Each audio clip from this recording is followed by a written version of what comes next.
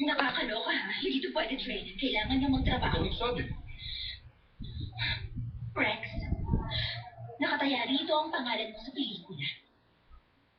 Ang iiwan mong pamana sa kasaysayan ng pelikula. Wala sinabi yung aso ng Taco Bell na hindi siya masusulat sa mga film history books.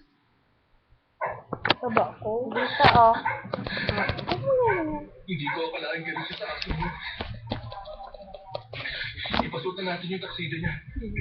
Yes. Tapusin na natin ito. Yan ko naman. Si Secret Agent Dewey Branson. Tandaan na pumarap sa camera. Mabay ka. Get it. Please, You get it. tulog ka ng langit sa amin. Salamat.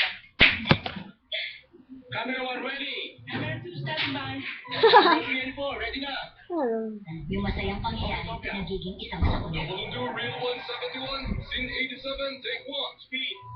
Okay na?